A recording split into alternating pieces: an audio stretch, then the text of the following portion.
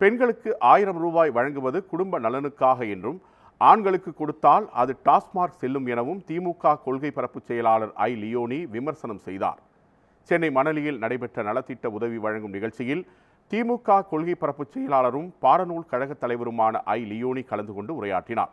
அப்போது தமிழர்கள் என்ற ஒற்றுமையை திமுக உருவாக்கியுள்ளது எனவும் முதல்வர் அனைத்து மதத்தினருக்கும் பொதுவானவராக செயல்படுவதாகவும் தெரிவித்தார். மேலும் அண்ணா பல்கலைக்கழக வழக்கில் 57 நாளில் குற்றவாளிக்கு ஆயுள் தண்டனை பெற்றுத் தந்தது திமுக ஆட்சிதான் என்றும் கூறினார். பெண்களுக்கு 1000 ரூபாய் வழங்குவது குடும்ப நலனுக்காக என்றும் ஆண்களுக்கு கொடுத்தால் அது டாஸ்மார்க் செல்லும் எனவும் தெரிவித்தார். இன்னைக்கு அண்ணா பல்கலைக்கழகத்தில் ஒரு பெண்ணை பாலியல் பலாத்காரம் செய்த அந்த ஞானசேகரனை அவனுடைய குற்றத்தை நிரூபிப்பதற்கு கோர்ட் யாரை நியமிச்சிச்சு தெரியுமா?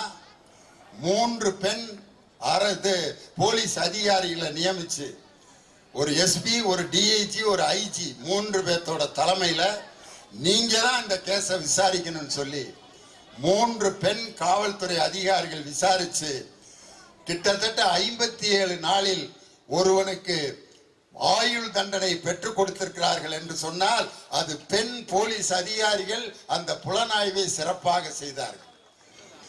1000 ரூபாய் வாங்கணும்னா அவங்களுக்கு நிறைய செலவு இருக்கும், ஃப்ரெண்ட்ஸ் இருப்பாங்க. வாமாப்ல 750 ரூபாய் வீட்டுக்கு கொண்டு போ, ஒரு 250 ரூபாய்க்கு ஒரு ஆஃபை வாங்குவாங்க. இங்கிலீஷில் பேசுவேன், லேடிஸ் அண்ட் ஜென்டில்மேன் ஒரு ஆஃப், இன்னொன்னையும் வாங்குமே, இன்னொரு ஆஃப் 1000 போய் 2 சாக்கடையில் 2000 கிடக்கும். தலைவர் கொடுத்த 1000 சாக்கடையில் கிடக்கும். ஆனால் என் சகோதரி கையில் அந்த 1000 இருந்தா ஒரு நகைச்சீட்டு போட்டு 5 பவுன் நகை வாங்கி தன்னுடைய பிள்ளைக்கு கல்யாணத்தை முடிச்சு வைப்பாங்கிற நம்பிக்கையில தான் உரிமை தொகையை உங்களுக்கு கொடுத்த தலைவர் நம் தமிழகத்தினுடைய